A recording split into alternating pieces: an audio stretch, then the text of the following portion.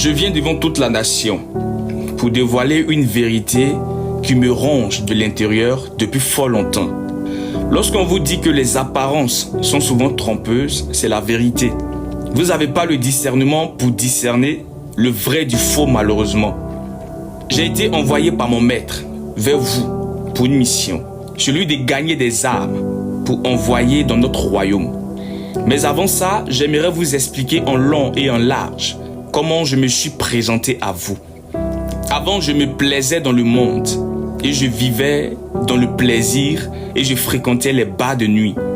Comme la plupart d'entre vous, j'ai fait ce qu'un jeune avait envie de faire, c'est-à-dire toucher aux interdits, consommer les substances nuisibles et fréquenter des endroits interdits. Mais comme tout bon jeune, mon cœur était rempli de convoitise, d'envie, de cupidité et le désir de paraître. Après plusieurs années accroché aux passions de ce monde, je n'avais même pas une petite place pour Dieu dans mon cœur, parce que je plaçais tout mon cœur dans les relations amoureuses. Donc, un jour j'étais couché à la maison et subitement je ne sentais plus mon corps, comme si une entité appelait mon âme. Me voyant couché jusqu'à 15 heures sans me relever, ma mère a constaté qu'il y avait quelque chose qui n'allait pas. Et je lui dis, maman, je suis en train de rendre l'âme, car je luttais avec mon âme. Ensuite, ma mère me prend pour m'emmener chez le pasteur. Et dès que le pasteur me voit, il dit à ma mère que je vois ton fils couché dans un cercueil, que si on ne prie pas pour lui instantanément, il s'en ira définitivement. Ma mère, plongée dans une tristesse noire et amère, imaginait voir le seul fils unique qui lui restait au milieu de 4 filles, tandis qu'elle en avait déjà perdu 5 enfants sur 10, dont nous sommes restés que 5. Mais la connaissant en tant qu'une femme intercesseuse, elle avait l'espoir et la confiance totale en Dieu. Donc instantanément, je ne voyais plus la lumière et j'étais plongé dans les ténèbres. C'est-à-dire, j'étais plus parmi eux. J'avais perdu toute conscience. Le pasteur et ma mère ont commencé à prier, invoquer le nom de l'Éternel. Et le cercueil s'est brisé spirituellement et je suis sorti. Et figurez-vous que je suis revenu à la vie et j'ai été guéri automatiquement. Au fil du temps, j'avais commencé à vivre de façon saine et sobre, jusqu'à vivre une vie de chasteté pendant plusieurs années. Mais les choses commençaient à se bloquer autour de moi et les choses se compliquaient de partout, à un point où je me posais la question de savoir à quoi ça sert de suivre Dieu et vivre une telle situation. Donc je décide encore de retourner dans le monde. Mais cette fois-ci, une relation amoureuse et une situation bizarre va me pousser à prendre une décision finale. D'où faire des sacrifices, boire le sang, manger la chair, tisser une alliance et appartenir à un royaume invisible. Voici où ma véritable histoire va commencer. Un jour, j'étais seul dans la maison, désespéré, abattu et découragé de la vie. Soudain, une voix me dit à l'oreille, « Va à l'église. » Avec insistance, « Va à l'église. » Un jour de culte, je vais à l'église, rempli d'amertume, comme si c'était la fin du monde. Et figurez-vous que le même jour, je suis rentré à l'église, c'est le même jour qu'ils ont programmé un moment de jeûne d'1 mois. Arrivé à la maison, une voix étrange me dit à l'esprit, « Ne va pas. Attends à ce qu'ils finissent le moment de jeûne et tu iras. Sinon tu risques de maigrir sur toi. Tu vas perdre tes forces. Tu ne peux pas supporter. » Une autre voix me dit à l'oreille, « Tu n'es pas allé au hasard. Fais-le et tu auras la paix et la liberté. » J'ai réfléchi et j'ai dit, « Je ne peux pas prendre une autre femme pour combler un vide qu'une femme a laissé. C'est m'attirer encore des problèmes.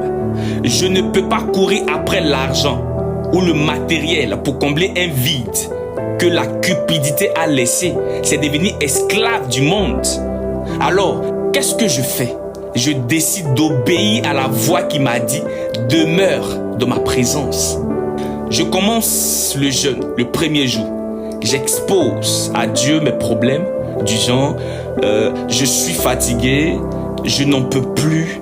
Fais de moi ce que tu veux, car tu es celui qui sonde les cœurs et les reins. C'est là que mon sacrifice a commencé. J'ai sacrifié mon corps, j'ai sacrifié mon âme, j'ai sacrifié ma vie, j'ai sacrifié mon esprit, j'ai sacrifié ma jeunesse, j'ai sacrifié mon boulot qui prenait tout mon temps. J'ai abandonné le monde. Je n'ai jamais fait un sacrifice de sang, ni d'animal, ni de rituel à une entité. Le seul sacrifice que j'ai fait, c'est d'avoir donné ma vie à Jésus-Christ de Nazareth. Figurez-vous que j'ai 1 mois de jeûne à faire. Je n'ai même pas encore atteint une semaine.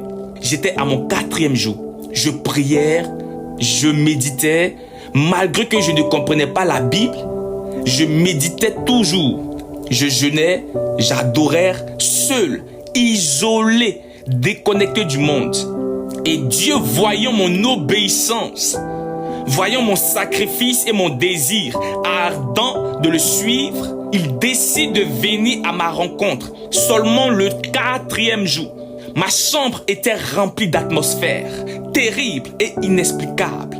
Je voyais mon corps bouger, manipulé comme une marionnette. Et l'Esprit de Dieu me dit, je suis l'Éternel des armées. Je suis Jésus-Christ. J'ai approuvé ton sacrifice et j'ai entendu les cris de ton cœur. À tel enseigne même qu'il reproduisait toutes les paroles que je lui adressais.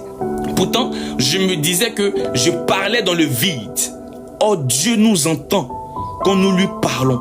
Et il veut juste voir la disposition de notre cœur, notre humilité, notre sincérité avant de nous répondre. On ne rentre pas dans la présence de Dieu avec le bout des lèvres ou une pensée remplie de soucis et de projets, mais avec un cœur pur et sincère. Sur place, je l'ai accepté comme mon Seigneur et Sauveur. Je l'ai confessé et j'ai décidé de manger sa chair et de boire son sang. Donc, je n'ai jamais mangé la chair humaine, ni le sang humain, à part celui de Jésus-Christ.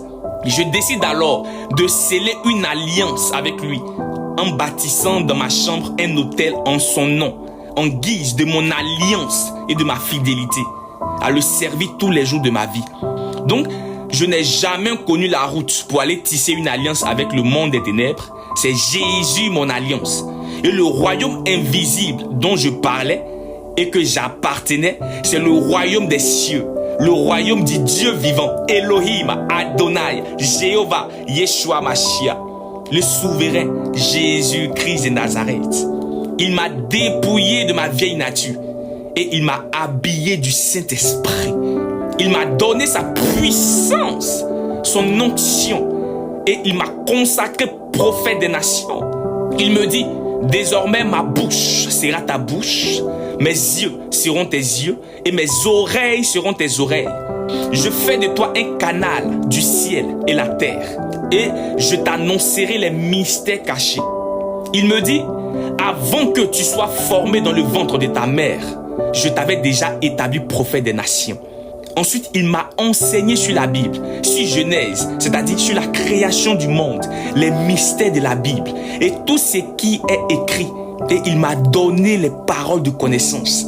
Je ne fais rien de moi-même tant que je ne suis pas conduit par le Saint-Esprit. Je ne suis pas venu pour que tu me demandes de te localiser. La seule personne qui localise, c'est le Saint-Esprit. Et malheur à ceux qui dépendent ou qui placent leur foi en un serviteur de Dieu. Et malheur à ceux qui craignent les serviteurs de Dieu. Le respect est pour les serviteurs et la crainte est à l'Éternel.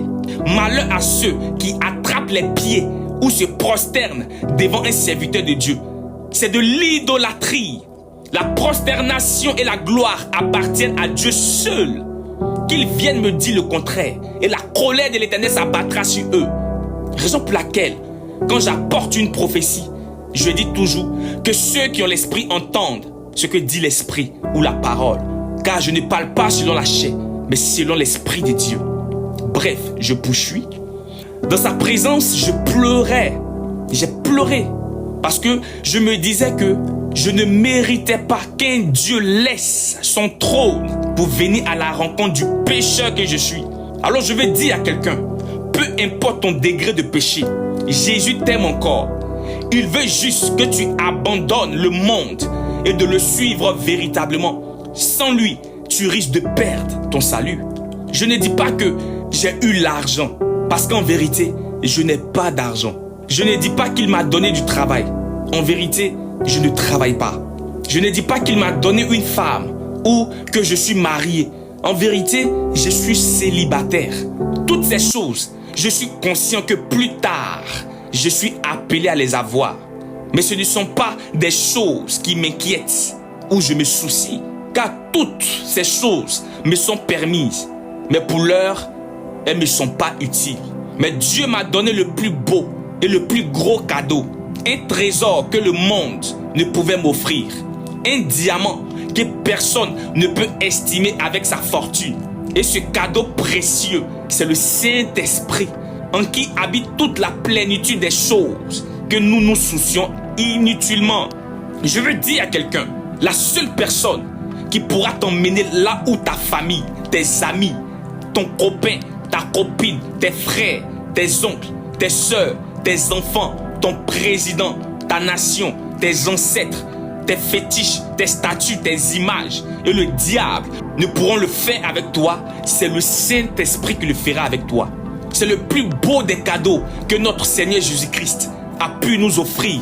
Aussi, je rends gloire à Dieu pour mon Père et pour cette merveilleuse mère qui a porté le Fils que je suis devenu aujourd'hui au service du royaume des dieux.